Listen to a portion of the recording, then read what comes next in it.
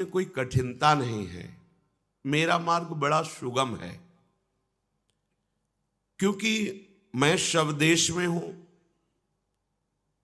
तो यहां भी हूं, जहां आप हो वहां भी भगवान है। सब काल में हूं, अर्थात समय में, इस समय भी है। तो आप जिस समय जहां हो प्रभु वहां हैं, उसी समय है। अभी भी हूं, अभी भी है, तो कभी भी है। जब आप जहां देखेंगे वो आपके सामने है, पर आप पहचान नहीं पा रहे। जो कुछ देखने, सुनने, समझने में आता है वो केवल मैं ही मैं हूं। जितने मनुष्य हैं उनका मैं प्रियतम हूं और वो मेरे प्यारे हैं। बड़ी मलिनता है। हमारे प्यारे चीख के कह रहे हैं कि तुम मेरे हो, जान नहीं पा रहे हो, व्यर्थ में इस प्रपंच को अपना मान रहे हो जो है ही नहीं, है ही नहीं।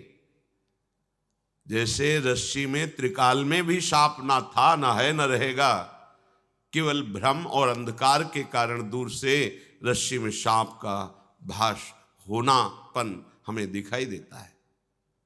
ऐसे ही प्रभु श्री कृष्ण में संसार ना था, ना है, न रहेगा, केवल भास रहा है। ये अज्ञान अंधकार के कारण भास रहा है। वही है, पूरे के पूरे वही है। वही पंचभूत बने हुए हैं, वही मन, बुद्धि, चित्त, अहम बने हुए हैं, वही स्वभाव बने हुए हैं, वही क्रिया है, वही कारण है, सब कुछ वही है। जब ऐसा बोध हो जाता है तो चाहे यज्ञ हो रही हो या व्यभिचार हो रहा हो, दोनों में उसकी समान भागवतिक दृष्टि होती है। कोई विचलता नहीं होती। चाहे शतोगुण लीला, चाहे रजोगुण लीला, चाहे तमोगुण लीला, कोई प्रभाव नहीं, क्योंकि जान गया इस रहस्य को। यह रहस्य रघुनाथ कर बेग न जाने कोई, जो जाने रघुपति कृपा तो सपने मोह न होए। भगवत कृपा से जिसकी बात समझ में आ गई, यहाँ न कुछ बुरा है न कुछ भला है, यहाँ एकमात्र परमात्मा ही है। वासना वासुदेवस्य वासितम भुवनत्रयम सर्वभूत निवासोस्मि वासुदेव नमोस्तुते। प्रभु कह रहे हैं तू मेरा प्यारा है और मैं तेरा प्रीतम हूं। इसके सिवा जो तेरा मैं मेरा है वो सब व्यर्थ का है। मान जाओ, ये अंदर की बात प्रभु कह रहे हैं। जितने मनुष्य हैं उन सबका मैं प्रीतम हूं, वो मेरे प्यारे हैं, परंतु इनकी दृष्टि मेरी तरफ ना होकर प्रकृति की तरफ है। प्रकृति की तरफ दृष्टि रखने से वो बार बार दुख, सुख, जन्म, मरण, लाभ, हानि, इन द्वंद्वों में पिस रहे हैं। साफ बात है, इसमें कोई ज्यादा रहस्य नहीं छुपा के बोल रहे हैं प्रभु। सब जितने प्राणी हैं सबका प्रीतम मैं हूं और तुम मेरे प्यारे हो, ममैवांशो। पर तुम्हारी दृष्टि प्रभु की तरफ ना होकर प्रभु की इस माया की तरफ है, प्रकृति की तरफ। प्रकृति की तरफ दृष्टि होने का फल क्या हुआ? सुख, दुख, लाभ, हानि, मान, अपमान, जन्म, मृत्यु, ये द्वंद्व हमें पीसने लगे। बस दृष्टि प्रभु की तरफ जो ही हुई तो द्वंद्व हट जाएंगे। द्वंद्वैर विमुक्ता सुख दुख संगई। सुख दुख समान भाव से सहने की सामर्थ्य आ जाएगी और वास्तविक इनकी सत्ता ही नहीं है। जैसे स्वप्न में कोई अस्त्र शस्त्रों से प्रहार कर रहा हो, तो ना अस्त्र शस्त्र है, ना प्रहार है, ना जिस पे प्रहार हो रहा है उसको कोई पीड़ा है। पर यह बात जगने पर पता चलेगा, स्वप्न में तो वैसे ही अनुभव हो रहा है। ऐसे ही हम अज्ञान अंधकार में, मोह निद्रा में सो रहे हैं। जब तक हम भगवत भक्ति के द्वारा विवेक में नहीं जागेंगे, तब तक ये दुख, सुख, लाभ, हानि, मान, अपमान, जन्म, मृत्यु ना होने पर भी भोगना पड़ रहा है। जैसे स्वप्न में कोई गला काटे तो भयानक पीड़ा हो रही, पर न गला कट रहा है, ना अस्त्र है, ना काटने वाला है, ना कटने वाला है। एक मन का केवल खेल है। जो सपने सिर काटे कोई, बिन जागे दुख दूर न होई। ऐसी बिल्कुल सत्य मान लीजिए। अभी हम सोए हुए हैं मोह निद्रा में, देह भाव में, प्रपंच को सत्य मान करके उसका परिणाम भोगना पड़ रहा है हमें। स्वप्नवत जन्म मरण, दुख सुख, लाभ हानि, बिल्कुल इनकी सत्ता नहीं। न जन्म की सत्ता है, न मरण की, न लाभ की, न हानि की। सच्ची मानिए। एक बार पूज्यपाद सिवड़िया बाबा जी महाराज से पूज्य स्वामी श्री अखंडानंद जी महाराज ने कहा, जीवन मुक्ति क्या है प्रभु? तो उनका अविद्या है। सब आश्चर्यचकित हो गए, क्योंकि जीवन मुक्ति अविद्या कैसे? अविद्या निवृत्ति के बाद जीवन मुक्ति होती है। सबको यही था कि ऐसा ही बाबा बोलेंगे कि अविद्या अज्ञान का नाश होने पर जीवन मुक्ति होती है। बोले बाबा आपने तो कहा कि जीवन मुक्ति ही अविद्या है। बोले हां, जब बंधा ही नहीं तो मुक्ति कैसे? क्या कभी आत्मा का कोई बंधन होता है क्या?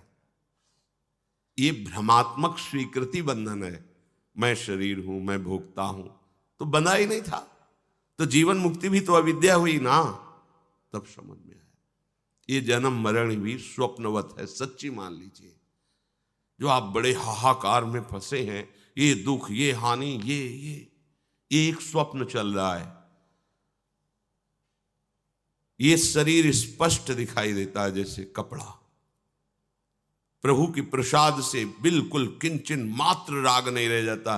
जैसे पुराने त्यागे हुए वस्त्र पर आपका राग नहीं रहता, वो गली में पड़ा ऐसे ही, तो आपको कोई उससे पीड़ा नहीं होती, आपको उसमें कोई दुख नहीं होता। ऐसे ही इस शरीर से बिल्कुल राग खत्म हो जाता है। अब आप चलो तो परमार्थ में, केवल बातों से थोड़ी होता है।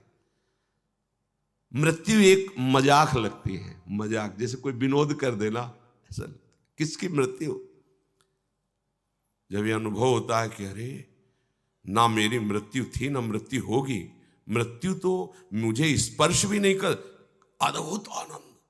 अभी भोगों के आनंद में ही फंसे हो तो परमात्मा आनंद का तुम भाव ही क्या जानोगे? तुम्हें लगेगा केवल ये बातें बनाई जा रही। नहीं भाई, सच्ची। अगर ये अनुभव में ना आता तो हम भी आपको पक्का, हमारा स्वभाव ऐसा था, पक्षपात का स्वभाव नहीं था, हम स्पष्ट आपको कह देते था। इसलिए बोले कि अब है, अब पक्षपात का है, अब आप कुछ भी बोलो तुम्हारी बात नहीं मानेंगे, हम जय लाडली जू की ही कहेंगे, क्योंकि अब समझ में आ रहा है अब पक्षपात। पहले ऐसा स्वभाव था। शास्त्र की एक एक बात सत्य है। आप मान लीजिए हम कोई कि हम बाबा जी हैं, संत हैं, इसलिए शास्त्र के सपोर्ट में बोल रहे, स्वभाव नहीं है। एक एक बात का साक्षात्कार होता है, अनुभव होता है। एक एक शब्द ये ब्रह्म प्राप्त महापुरुषों ने लिखे हैं या स्वयं भगवान बोल रहे हैं। अब इन शब्दों का साक्षात्कार करने के लिए उपासना चाहिए। आप वासना में फंसे हुए बुद्धि के द्वारा इनको जान, ये बुद्धि से अतीत वाक्य हैं, शब्द हैं, ये ब्रह्ममय हैं। इनको जानने के लिए आपके लिए परम पवित्र ब्रह्ममयी बुद्धि चाहिए। तभी तो बड़े बड़े महापुरुष भी आचार्य गुरु और प्रभु से मांगते हैं कि मेरी बुद्धि में प्रकाश कीजिए, देव कृपा करी बुद्धि प्रकाश, तब जस बरनो हरिवंश विलास। तो जो दृष्टि संसार की तरफ रखते हैं, शरीर की तरफ रखते हैं, प्रकृति की तरफ रखते हैं, उनको बार बार जन्मना मरना पड़ता है। अगर वो सत्संग के प्रभाव से मेरी तरफ दृष्टि कर लें तो मेरी प्रियता, मेरी अलौकिकता, विलक्षणता, दिव्यता उनमें आने लगेगी। स्पष्ट वर्णन कर रहे हैं।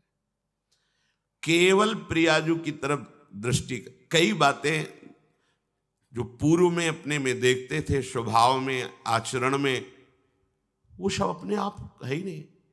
तब समझ में आता है कि मेरा स्वभाव नहीं रह गया है, अब मेरा कोई आचरण नहीं रह गया है। एक यंत्र है मेरी लाडली जो जैसे चला रही हूं, स्पष्ट कहीं कोई अपना निर्णय नहीं, कहीं कोई अपनी सोच नहीं रह गई। वो जो शुचवा रहे हैं, जहां विचरा रहे हैं, वहां ही। जब तक प्रकृति की तरफ दृष्टि है तो प्रियता प्रकृति रचित पदार्थों से, व्यक्तियों से, घटना से, परिस्थिति से होगी। और जब आपकी दृष्टि प्रियाजू की तरफ होगी, प्रभु की तरफ, तो प्रियता केवल प्रभु से, उनके नाम में होगी, उनके धाम में, उनके रूप में, उनकी लीला में, उनके प्रेमी संत जनों में। मेरी प्रियता, मेरी अलौकिकता, विलक्षणता उसमें प्रकट हो जाएगी। किसमें?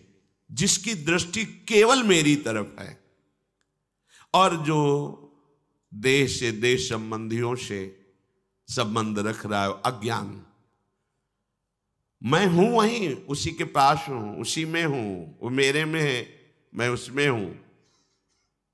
पर घनिष्ठ संबंध शरीर से होने के कारण, संसार से होने के कारण वो मुझे समझ नहीं पाता है। इसलिए मेरे प्रति उसकी अश्रद्धा रहती है। पिता में श्रद्धा हो या ना हो, वो तो बाप है ही ना। वो श्रद्धा का विषय है क्या? भाई श्रद्धा करो तो बाप है, नहीं पड़ोसी, ऐसा नहीं है। वो तो पिता है, वो तो मां है। ऐसे ही मेरे अंशी हैं प्रभु, मैं उनका अंश हूं। श्रद्धा करो या ना करो, श्रद्धा करोगे तो दुखों से बच जाओगे, क्योंकि दृष्टि प्रभु की तरफ हो जाएगी। अश्रद्धा करोगे तो शरीर संसार प्रिय लगने लगेगा और नाना प्रकार के दुखों को मोल ले लिया। शरीर प्रियता, शरीर संबंधी भोग प्रियता, मानो दुखों के आलय में तुम कूद पड़े। अब वहां तुम्हें सुख मिल ही नहीं सकता है। श्री भगवान कह रहे हैं, अश्रद्धाना पुरुषा धर्मस्यास्य परंतप अप्राप्य माम निवर्तन्ते मृत्यु संसार वर्तमनि। हे परम तप अर्जुन, इस धर्म की महिमा पर जो मैं वर्णन कर रहा हूं कि मेरी प्राप्ति बड़ी सुगम है, मैं सबका सुहृद हूं, सब समय में हूं, सब में हूं। मेरी प्राप्ति तो तब दुर्लभ होती जब मैं बहुत दूर होता, मैं बहुत नजदीक हूं। मैं सबका प्रीतम हूं, सब मेरे प्यारे, सब मम प्रिय, भगवान कह रहे। पर दृष्टि प्रभु की तरफ ना होने के कारण प्रभु में अश्रद्धा है थी। कौन भगवान? कैसा भगवान? एक चमत्कार की बात है कि आप जैसा सोचोगे वैसी सृष्टि दिखाई देती है। आश्चर्य। चूंकि इसी से बचपन से देखते चले आए हैं तो दृश्य बदलते गए हैं। पहले क्या दिखाई देता था, फिर क्या दिखाई देता था, फिर क्या दिखाई दे रहा है, अब क्या दिखाई दे रहा है। तो अब जो दिखाई दे रहा हो शास्त्र सम्मत, इसलिए सत्य है। पहले जो दिखाई देता था वो मन के दिखावे पर था। हमारा मन जब भावात्मक होता है तो हमें सब अच्छे लगते हैं। जब हम विकारात्मक होता है तो सब विकारी लगते हैं। जब हम क्रोध में होते हैं तो सब हमको बुरे लगते हैं। ये बड़ा विचित्र खेल है। हमारी जैसी दृष्टि होती जाती है वैसे ही हमें सृष्टि का भान होने लगता है।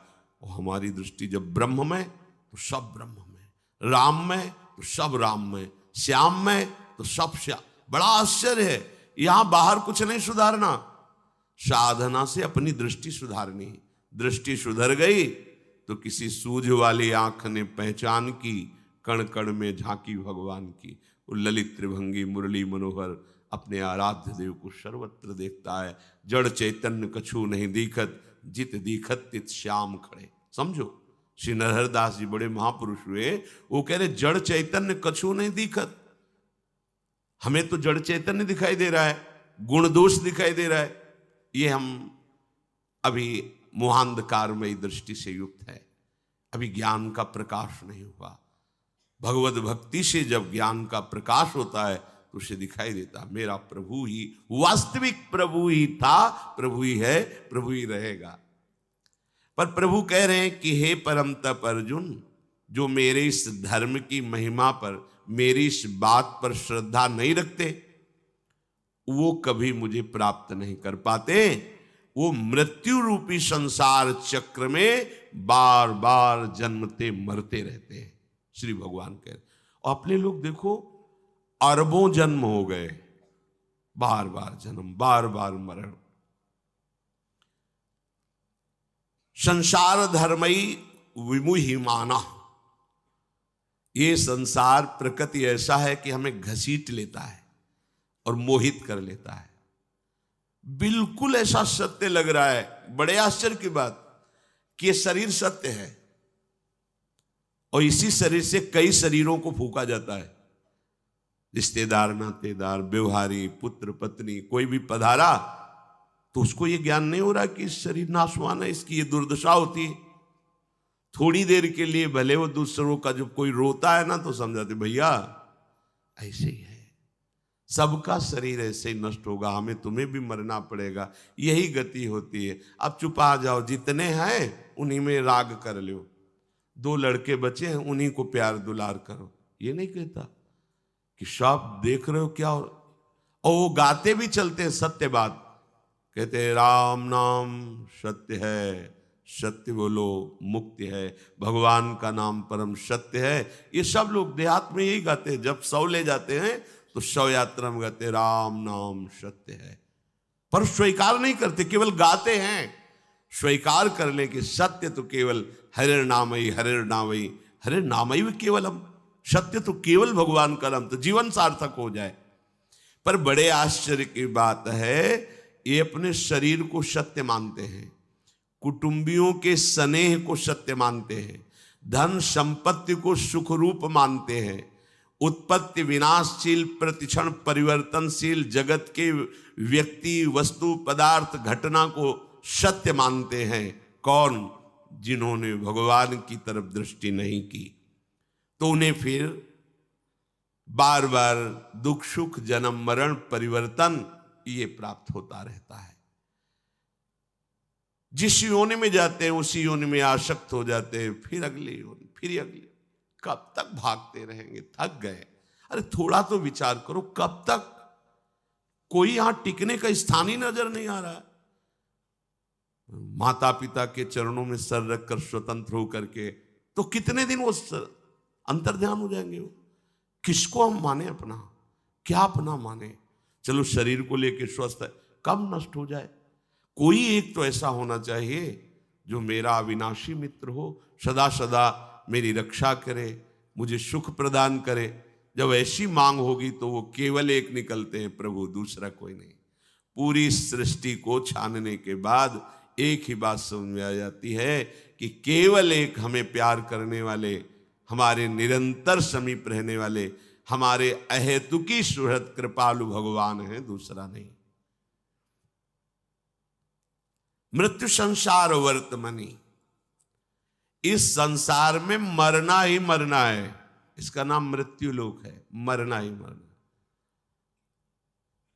प्रश्न उत्तर में आते हैं, कहते हैं कि भगवान का हमने कभी कुछ बुरा तो किया नहीं, भगवान ने हमारे साथ बड़ा बुरा किया, एक ही लड़का था उसको छीन लिया। अब क्या उत्तर उनको दे, इतने मोहांधकार में फंसे हुए, अब क्या उनको उत्तर दे? तुम्हारा लड़का था, तुम जान पाए?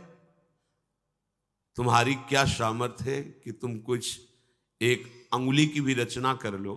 पुत्र बनाना तो बहुत बड़ी बात है, तुम्हारी अंगुली काट दी जाए, तुम नई उसको प्रकट कर दो तो जाने कि तुमने पुत्र रचना की है। अरे पागल, वो भगवान का ही है। जितने समय के लिए यहाँ जो लीला के लिए आया कि अंतर ध्यान हो गया, तुमने उसे अपना मान लिया, प्रभु को अपना नहीं माना, इसलिए तुम्हें शोक, ये दंड तुम्हें मिल रहा है, ये तुम्हें दुख भोगना पड़ रहा है।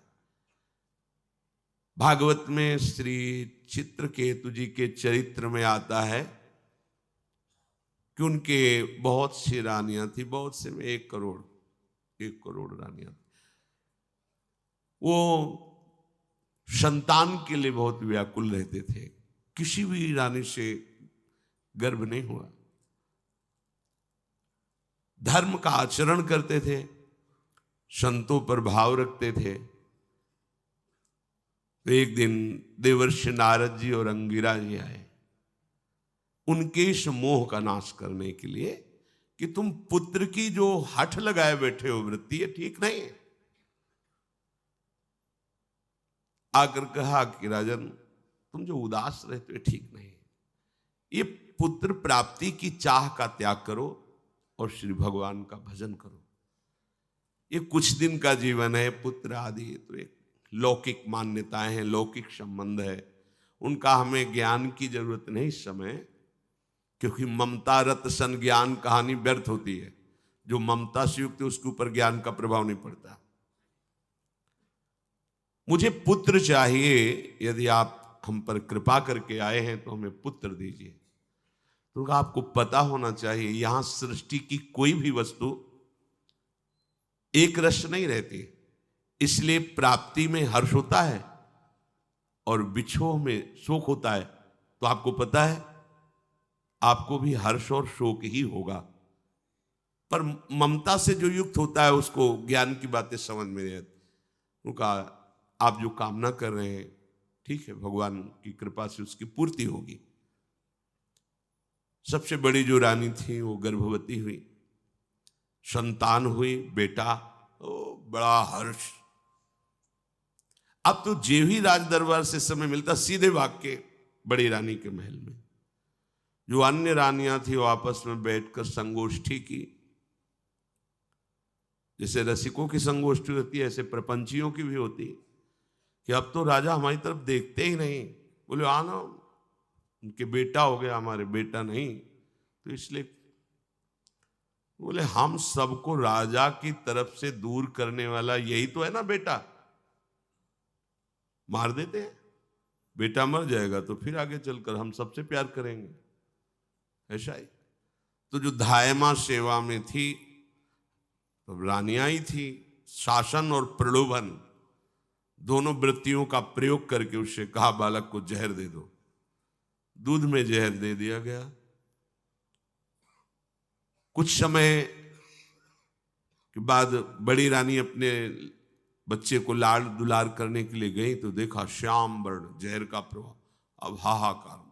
राजा व्याकुल होकर चित्रकेतु जी आए, कैसा विलाप कर रहे हैं। जब किसी धर्मात्मा को क्लेश होता है तो महात्मा वहां जरूर पहुंच जाते हैं, या उनको महात्माओं का सहयोग दे दिया जाता है। ये भगवान की तरफ से होता है। फिर अंगिराजी और देवर्षि नारद पधारे। कहा राजन, तुमसे कहा था यहां की प्रत्येक वस्तु जो प्राप्त होती है उसमें हर्ष होता है, और चूंकि नाशवान इसलिए जब नष्ट होगी तो शोक होता है।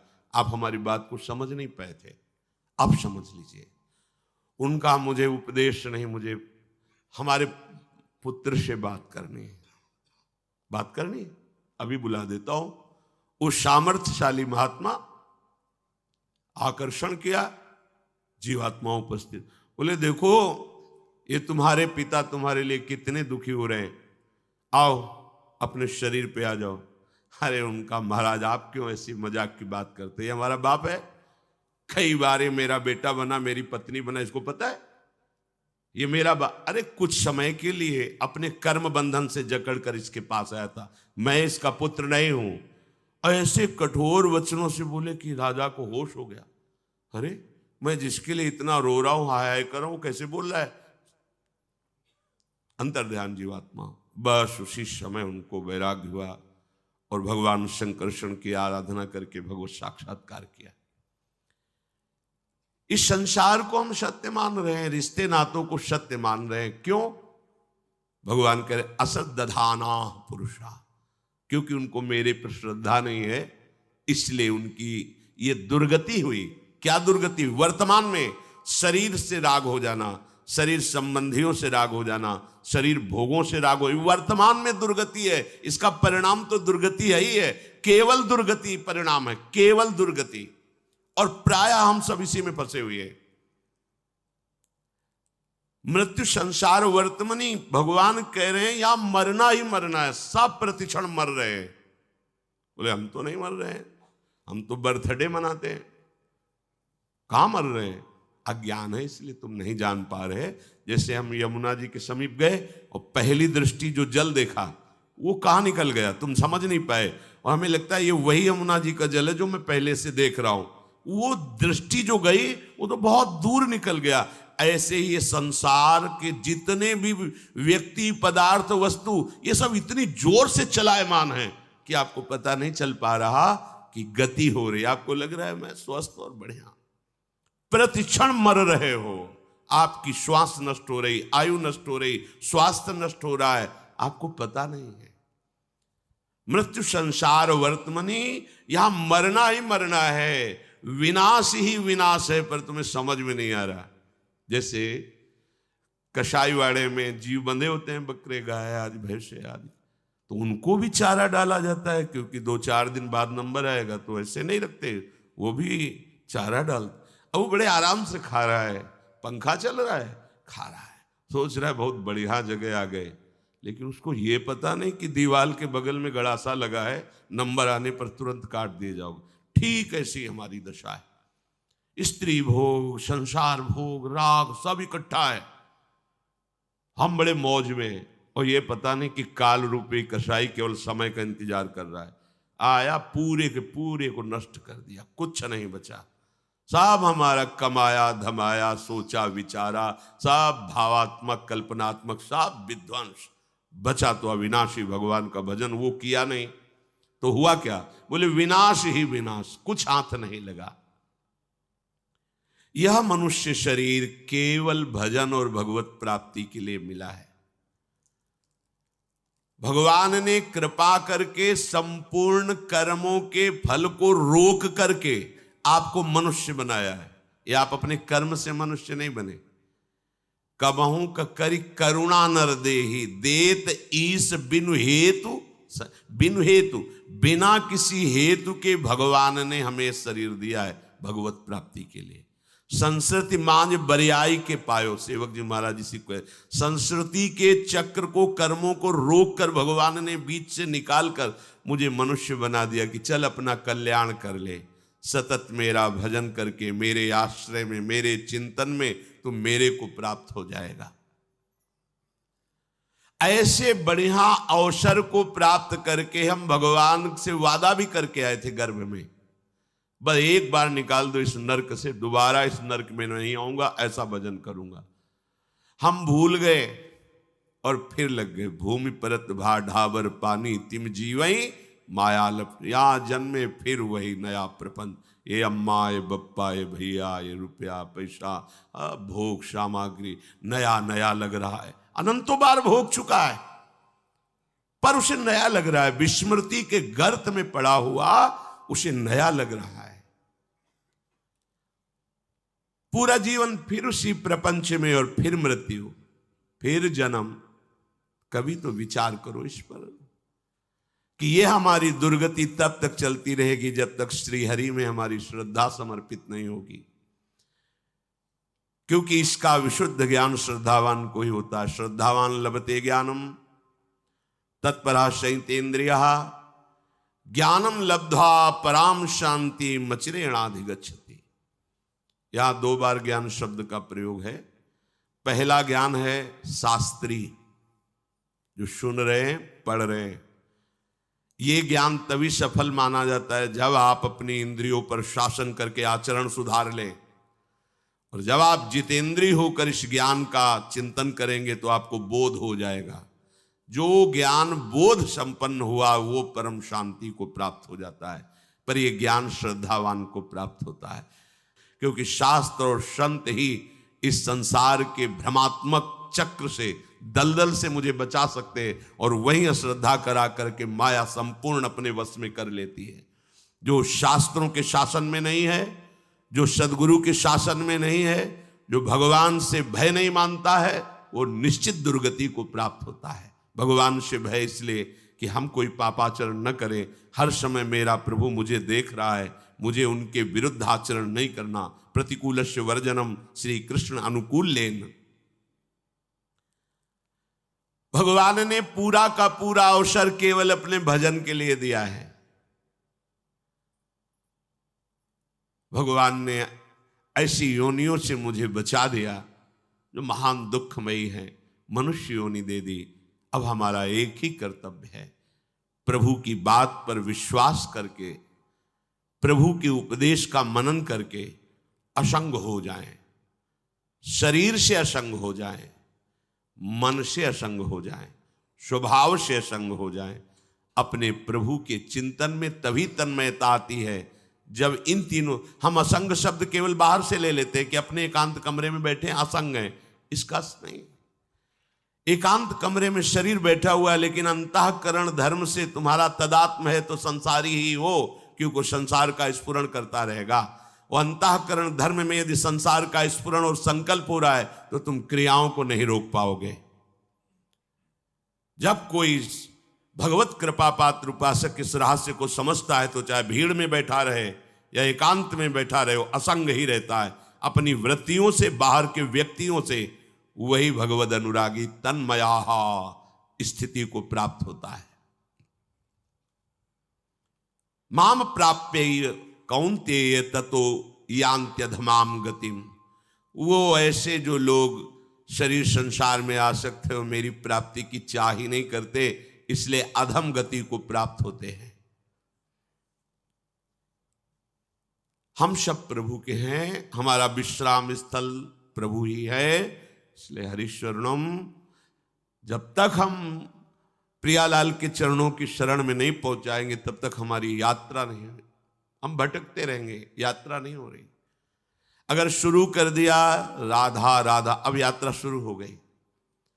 एक कदम भी मंजिल की तरफ बढ़ो और लड़खड़ा के गिर जाओगे तो हमारे स्वामी इतने करुणामय, वो दौड़ पड़ेंगे और पहले कदम में ही आपको उठा लेंगे। बहुत कृपालु है, सच्ची कहते हैं, बहुत कृपालु है। कोई पक्षपात की बात नहीं, ऐसा है ही।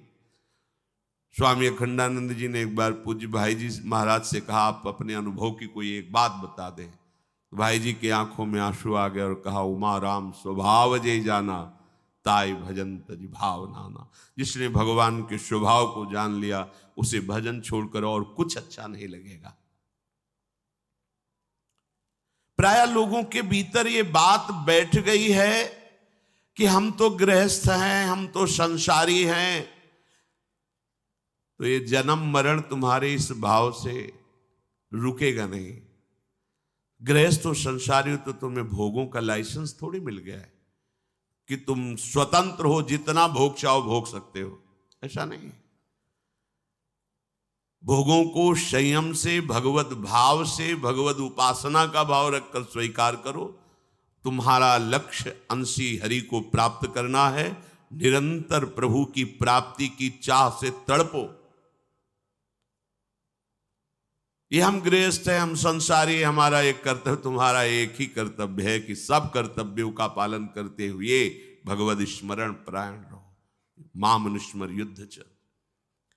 यदि हम ऐसा नहीं करेंगे तो भगवान कह रहे बार बार जन्म मरण को प्राप्त होते रहेंगे। न जाने कितनी माताएं बदली, न जाने कितनी बदलनी पड़ेंगी। यार कहां विश्राम है, कहां चैन से हम रह सकते हैं। तो आचार्य चरण कह रहे हैं चैन से रहना है तो आओ वृंदावन विश्राम, यहां से आना जाना मिट जाएगा। सच्ची, बस यहां वैष्णव अपराध मत करना, किसी की भी निंदा मत करो, क्या चला जाएगा तुम्हारा। अरे जिसको जैसे भगवान चला रहे, तुम अपने को सुधारो। तेरे भावे जो करे भलो बुरो संसार। इतना बढ़िया अवसर मिला धाम वास में, तुम एक दूसरे की, अरे यहां ऐसे रहो, तुम्हें कोई नहीं जानता, तुम किसी को नहीं जानते, तुम श्यामा श्याम के लिए आए हो, केवल श्यामा श्याम से मतलब रखो।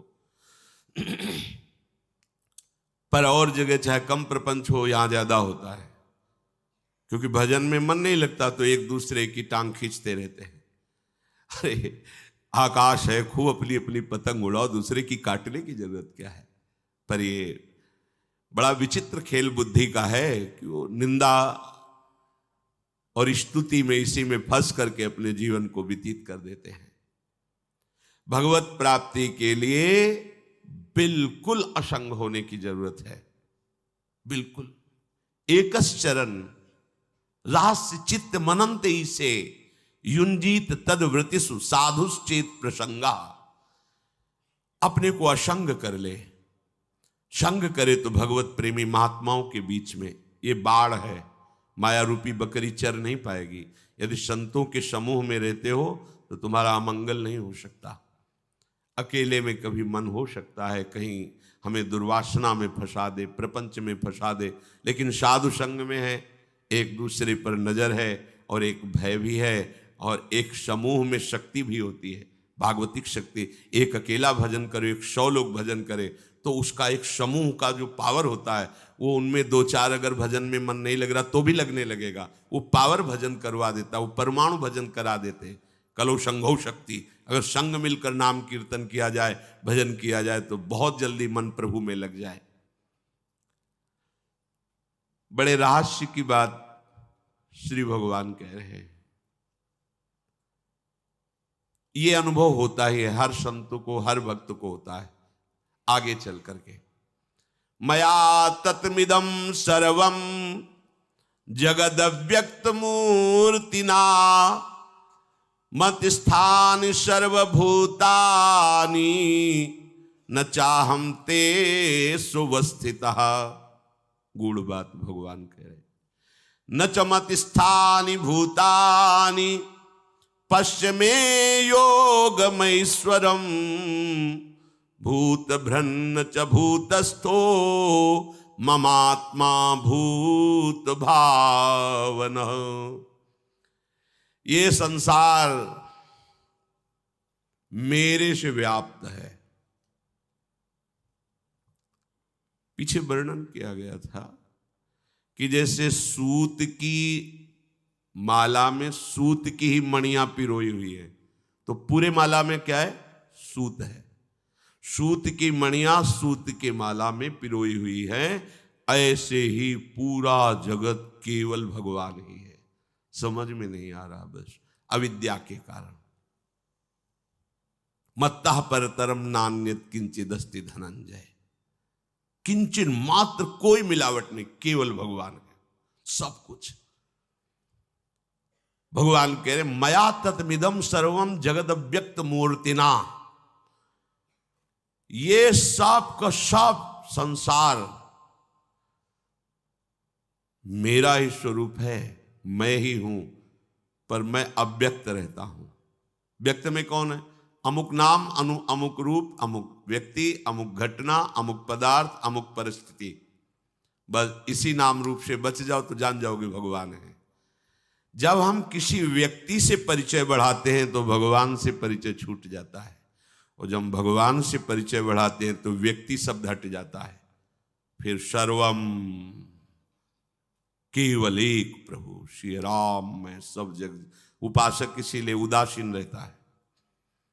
उदासीन, न किसी से मित्रता, न किसी से शत्रुता, क्योंकि वो व्यक्ति का परिचय नहीं मानता, वो प्रभु का परिचय जानता है। जो भी सामने आ गया वस्तु, व्यक्ति, पदार्थ, घटना, स्थिति, वो सब मेरे प्रभु है। सब प्रभु, सच्ची मानिए प्रभु ही बने हुए हैं। वो जब कृपा से प्रकाश होता है हृदय में, तब लगता है अरे कितने धोखे में थे। जिनको खोज रहा था वो कहीं खोजने से नहीं मिलते। उनको मान लो और उनका आश्रय लेकर भजन करो तो मिल गए। फिर आप खोजने पर नहीं मिलोगे। मेरे को भगवान मिल गए हैं, यह अज्ञान का शब्द है। जब भगवान मिल जाते हैं तो केवल भगवान रहते, मेरे को यह हट जाता है। भोरी सखी जी के अनुभव की बात वो कह रहे हैं, कहा कहो गति परम अटपटी, का खोयो का पायो, पावन हारो कहो कौन जब, आप ते आप हिरायो। मैं कैसे बताऊं कि इस गति की कैसी अटपटी गति होती है। क्या खोया और क्या पाया तुम्हें कैसे बताऊं। जिसको मैं खोज रहा था जब वो मिला तो आप ते आप हिरायो पावन हारो। जिसकी खोज कर रहे थे जब वो मिला तो खोजने वाला खो गया। केवल वही। क्यों? क्योंकि खोजने वाला भी वही ही था, वो अपने को भूल गया था। जानत तुम्हें तुम्हें हो जाई, तो जो खोजने वाला था वो खो गया। क्यों? क्योंकि वो वही था, जो कमी थी वो उसी की थी। एक बार सत्संग में कहा था कि 10 लोग नाव में चढ़े और भी भीड़ थी, जब उतरे तो उन्होंने कहा एक गिन लियो, कम तो नहीं है। बड़ी दरिया थी, भीड़ में कहीं बोले 1 2 3 4 5 6 7 8 9, बोले एक गायब है। बोले ऐसा कैसे, तुम गिनो। वो 1 2 3 4 5। तो जो नाविक खड़ा था उसने कहा भैया कोई कम नहीं है, तुम अपने को क्यों नहीं गिनते? तुम तो बाहर 9 गिन रहे हो, 10वें तुम हो। वो 10वें तुम हो। जानत तुम्हें, सच्ची बात। लीला में किशोरी की सेवा में किशोरी स्वरूप ही होकर जाया जाता है। किशोरी महात्मानम किमिशुक। और हरि की लीला में हरि पार्षद हरि स्वरूप ही होते हैं।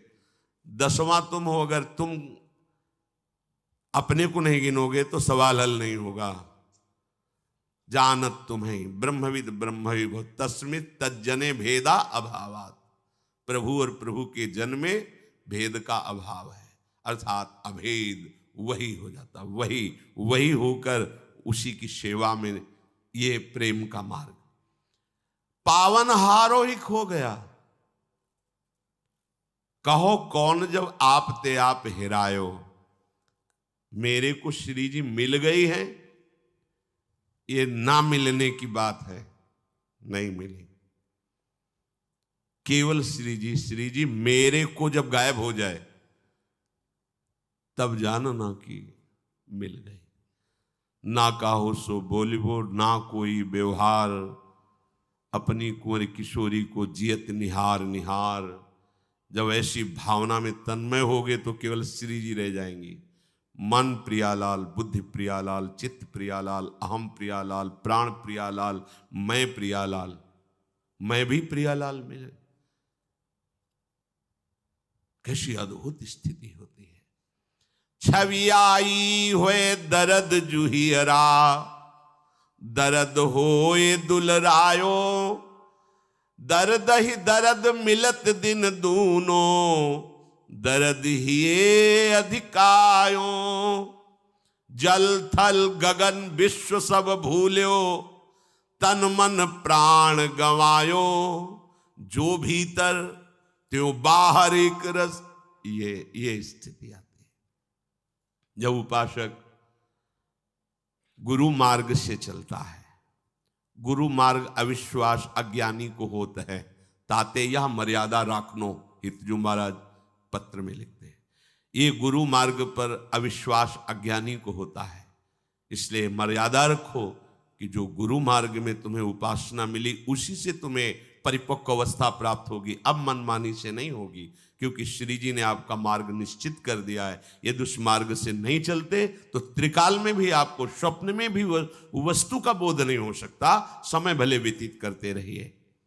जब हम गुरु मार्ग पर चलते हैं, गुरु मार्ग एक मंत्र, एक कंठ, एक पंथ, एक ग्रंथ, एक संत, इस सांगोपांग उपासना कही जाती है। गुरु मार्ग जो गुरुदेव ने मंत्र दिया, जो नाम दिया, जो उपासना दी, जो आचार्य वाणी, जो आचार्य शरणागत संतजन, हमारा मार्ग निश्चित है। अब हमें इधर उधर भटकने की जरूरत नहीं।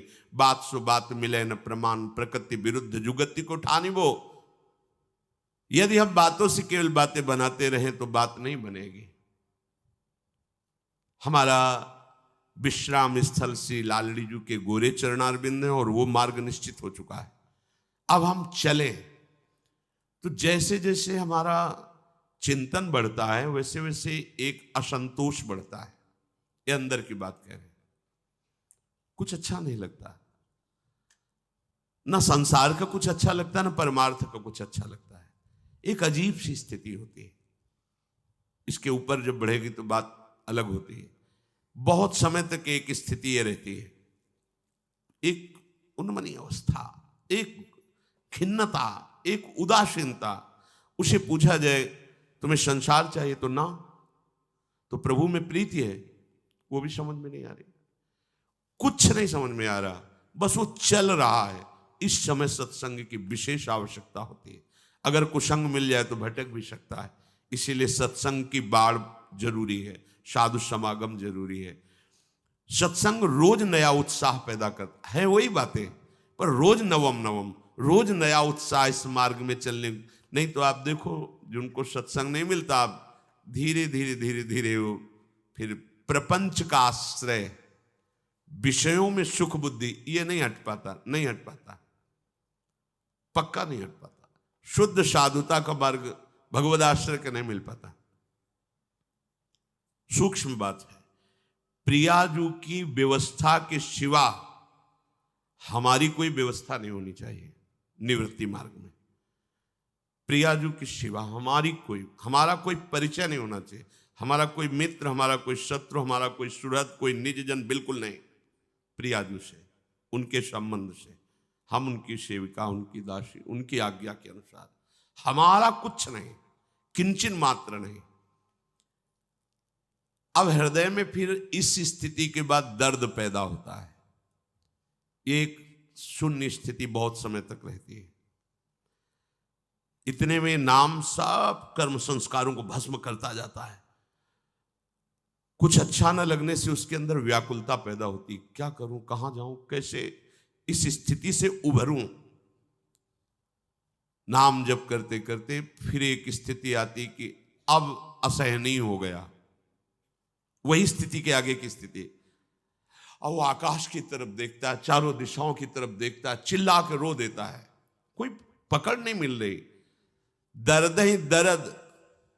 अब हृदय में केवल दर्द ही दर्द, दर्द जैसे कोई दिल को मसल रहा है। कहीं कोई शांति, विश्राम, कोई आनंद। ये सच्चे मार्ग के पथिक की बात कह रहे हैं, जो बैलेंस बना के चलते हैं ना विषय भोगों से, उनकी बात नहीं है, अनुभव में नहीं आएगा। एक भारी व्याकुलता पैदा होती है, और व्याकुलता इतनी असहनीय हो जाती है कि अब रोना शुरू होता है। चिल्ला चिल्ला के आर्त भाव से, प्रभु स्वीकार कर लो, नाथ अब तो स्वीकार कर लो। ये स्वीकृति के बाद ही हुआ है, पर अब वो शुरू कर रहा है आर्तनाद। क्योंकि भगवत साक्षात्कार के समीप पहुंचने के लिए ये स्थिति बीच में अवश्य आती है। जो ही ये स्थिति आएगी तो झांकी आने लगेगी प्रभु की। रुदु सुस्वरम राजन, कृष्ण दर्शन लालसा, तासामाविर्भूत छोरी स्मयमान मुखाम्बुजः, पीतांबर धरा सृग्वी साक्षान मनमत मनमता। छवि आई। इस दर्द ने क्या पैदा कर दिया? आर्तनाद। उस आर्त पुकार ने क्या दिया? छवि। नेत्रों में प्रीतम झलकने लगे। गौर श्याम, ऐसी शोभा, ऐसे नेत्र। कभी शांत होकर बैठ जाता है, कभी गा गा करके उनको रिझाता है, कभी नाचने लगता है। अब स्थितियां बदल रही।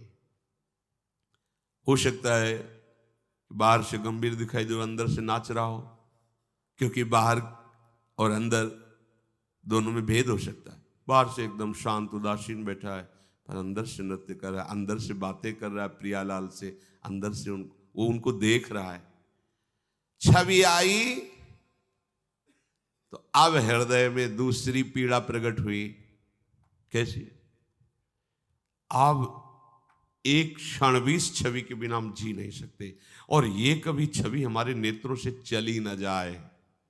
तन मन के बिछुरे नहीं, पर चाह बढ़े दिन रैन, और कबों संजोग न मानही, देखें भरी भरी अब प्रेम की दशा। जल थल गगन विश्व सब भूल्यो। आकाश में देखता है तो प्रिया प्रीतम, ऐसे देखता है तो प्रिया प्रीतम, जड़ की तरफ वृक्ष के वहां प्रिया प्रीतम, चैतन्य शरीर था प्रिया प्रीतम प्रिया प्रीतम। अब वो आंख मूंदता है तो मन प्रिया प्रीतम, शरीर में देखता है तो रोम रोम प्रिया प्रीतम, प्राण में देखता है तो प्रिया प्रीतम। ज्यों भीतर त्यों बाहर एक रस। आंख मूंदता है तो प्रिया प्रीतम, आंख खोलता है। ये स्थिति है। ये बातों से नहीं होती है, भजन से होती है। प्रेम मूल यह नाम है, भजन नशेनी प्रेम की ऊंचाई पर चढ़ने के लिए भजन रूपी सीढ़ी है। इस बात को वही जान सकता है जिसके अंदर ये स्थिति जागृत हो गई। बातों से नहीं जानने में आएगा। क्यों नहीं आएगा? सब में प्रभु है, पर जब प्रतिकूल व्यवहार होता है तो कहां प्रभु नजर आते हैं? ये अनुकूल प्रतिकूल बुद्धि जब तक विचारती रहती तब तक वो प्रेम में नहीं फंसी। जहां प्रेम में फंसी ना तो ये अनुकूल प्रतिकूल सब खत्म हो जाता है। सच्ची मानिए, कुछ नहीं अनुकूल है यहां, कुछ न प्रतिकूल है, केवल वही समतूल है। समतूल दंपति रस समतूल, केवल प्रिया प्रीतम। किन अनुभयो कौन सो जाने, बचन कहत बहकायो, हित भूरी हित कृपा कोर के मादक ही बौराया। अब वो बौराया हुआ है। सच्ची मानिए, ऐसी स्थिति आती है कि बैठे हैं अब उसे आसपास कुछ नजर ही नहीं आ रहा, सामने अब उनसे बात कर रहा है, उन चेष्टाएं बाद में की ऐसे लगेगा कि पागलपन चढ़ रहा है क्या, पागल है क्या?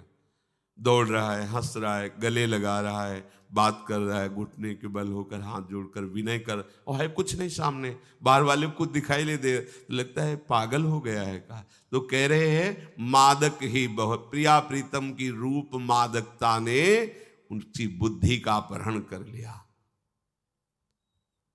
तो ये जो प्रभु सर्वत्र व्याप्त है, संपूर्ण प्राणियों में स्थित है, परंतु ये वही अनुभव कर सकता है जो उनका आश्रय लेकर भजन में लगा है।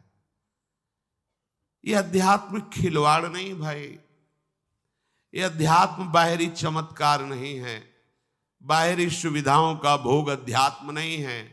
बाहरी सुविधाएं पुण्य के भाव से मिलती हैं। तुम्हारा पुण्य शुभ जोरदार है तो बाहरी सुविधाएं घेर लेंगी आके, पाप जोरदार हो गया तो बाहरी सुविधाओं को हरण कर लेगा। पुण्य पाप का बल भजन के ऊपर नहीं पड़ता, इसीलिए इस जन्म में भगवत प्राप्ति निश्चित है अगर आप चाहो तो। इसमें प्रारब्ध जो पुण्य पाप का है कोई प्रभाव नहीं डाल सकता। पुण्य बल से खूब वैभव बढ़ जाए या पाप बल से सब अपहरण हो जाए, कोई फर्क नहीं पड़ता, वो उपासक भजन बल से युक्त रहता है। अब जो भजन नहीं करते हैं तो भगवान दूसरी बात कह रहे हैं। पहले तो कहा मैं सब में व्याप्त हूं, संपूर्ण प्राणियों में भगवान है, सब रूपों में भगवान है। अब जो भगवान कह रहे हैं ये थोड़ी समझ की बात है। या कह रहे हैं मत स्थान सर्वभूतानि न चाहम तेषु अवस्थिता, मैं उनमें नहीं हूं और वो मेरे में नहीं। अभी क्या कह रहे, मया तत्मिदं सर्वम जगद अव्यक्त मूर्तिना, मैं ही संपूर्ण प्राणियों में स्थित हूं, चाहे वो परा प्रकृति हो चाहे अपरा प्रकृति हो, जीव हो या माया हो, मैं ही मैं हूं। समझ में आ गई? क्योंकि बहुत बार सुना है। अब एक भगवान बात कह रहे, आश्चर्य में ही कह रहे, न चाहम तेषु अवस्थिता। पहली बात का मया तद्विदम सर्वम जगद अव्यक्त मूर्तिना, मैं सब में विराजमान हूं। पहली बात के विरुद्ध भगवान यहां बोल रहे, मैं उनमें स्थित नहीं हूं, मैं सब में स्थित हूं, सब में। अब इसमें कह रहे भगवान न चाहम तेषु अवस्थिता, मैं उनमें स्थित नहीं हूं। किन में? जो मेरा आश्रय लेकर भजन नहीं कर रहे हैं। जब सिद्धांत में बोलेंगे तो बोलेंगे क्रूर पापी दुष्टात्मा में भी भगवान विराजमान है, और भगवान यहां स्वयं कह रहे हैं मैं उनमें नहीं हूं। इसका भाव समझे, बड़ा सूक्ष्म भाव है। जैसे उदाहरण में समझेंगे आप, भगवान ने कहा कि आत्मा का जन्म मरण नहीं होता है, न कोई जन्मता है न कोई मरता है, जो आत्म स्वरूप है। पर अर्जुन यदि तुम मानते हो जन्म मृत्यु को, आत्मा का नहीं होता, न जायते मृत्युः कदाचित्, लेकिन यदि तुम मानते हो तो जातस्य ही ध्रुव मृत्यु, जिसका जन्म हुआ निश्चित मरेगा। दो बात की ना। पहली बात में ना किसी का जन्म है ना किसी की मृत्यु है। किसकी? जो आत्मस्वरूप में स्थित है उसको यह अनुभव होगा। लेकिन जो शरीर में स्थित है, जो जातस्य ध्रुव मृत्यु, वो जन्मा मरेगा निश्चित। अब यहां बात समझो। पहले शब्द में भगवान बता दिया कि मैं सब में हूं। अब फिर कह सकते कि जब भगवान हम में है तो हमारे कल्याण में अब कमी क्या हो सकती? भगवान ही आकर विराजमान है। भगवान कर मैं उसमें नहीं हूं। किस बात में? समझना होगा। यदि मैं उसमें स्थित होता तो जो परिवर्तन उसका होता वो मेरा भी होता। मैं तो अविनाशी हूं और वो स्थित है विनाशी शरीर भाव में, तो मैं उसमें नहीं हूं। उसके भाव में मैं नहीं हूं, इसलिए मैं नहीं हूं। सूक्ष्म भाव समझना। क्योंकि अगर मैं हूं उसके भाव में तो मेरा भाव आएगा। मैं अविनाशी हूं तो वो अविनाशी होगा। मैं चिदानंद हूं तो चिदानंद होगा। ये सब मेरे लक्षण उसमें नहीं है। क्यों? क्योंकि वो विनाशी शरीर भाव में, इसलिए मैं नहीं हूं। होते हुए भी मैं नहीं हूं। आत्मा का जन्म मरण ना होते हुए भी जन्म मरण होता है। ये गूढ़ विषय पवित्र बुद्धि में समझ में आएगा। उसका परिवर्तन होता है तो मेरा परिवर्तन होता है, उसका नाश होता है तो मेरा नाश होता है, उसका अभाव होता है तो मेरा अभाव होता है। लेकिन मेरा ना कभी अभाव होता है, ना परिवर्तन होता है, ना नाश होता है। क्यों? क्योंकि मैं उसमें हूं ही नहीं। किसमें? जो मेरा आश्रय लेकर के भजन करते हैं उनको ये अनुभव आएगा कि मैं उनमें हूं, वो मेरे में है। और जो मेरा आश्रय नहीं लेते, भजन नहीं करते, तो वो किसका आश्रय लिए? परिवर्तन विनाशशील शरीर संसार का। इसलिए मैं उनके भाव में नहीं हूं। तो भाव में नहीं तो नहीं है। हमारे भाव में भगवान नहीं तो कहीं भगवान नहीं है। वो दुष्ट नीच पापी ऐसा दर्शन होता है। हमारे भाव में भगवान है तो सर्वम खलविदम, सब जगह भगवान। बात समझना, मैं नहीं हूं उनमें। तो कहते परिवर्तनशील अगर शरीर है, पंचभूत है, तो पीछे तो भगवान ने कहा कि अपरा प्रकृति भी मैं हूं, तो पंचभूत भी तो भगवान है। तो बोले वो मानता कहां है? वो मानता का उसके भाव में नहीं है ना, इसलिए मैं नहीं हूं। समझ पाए? होते हुए भी भगवान ने मना कर दिया कि मैं नहीं हूं। बोले भगवान क्यों नहीं देख रहे, उनको क्यों नहीं बचा रहे? क्योंकि वहां नहीं है। नहीं है तो सर्वम, सब जगह भगवान। तो वो मानता कहां है? उसने पुकारा कहां? उसने भजा कहां? इसीलिए सब हो रहा है। ये बड़ा सूक्ष्म विषय है। तात्पर्य है परिवर्तनशील नाशवान अभाव में यदि तुम्हारा भाव है तो भगवान तुम में रहते हुए भी तुम में नहीं है उन्हीं की धरा में हो, पर तुम्हारे भाव में नहीं रहा तो नहीं है भगवान। जैसे शिल्पिल्ले बाई को कोई आकार विग्रह नहीं दिया था गुरुजी ने, ऐसे पत्थर को टुकड़ा दे, प्योर पत्थर, कोई आकार नहीं, और कहा ये तुम्हारे भगवान श्याम सुंदर है।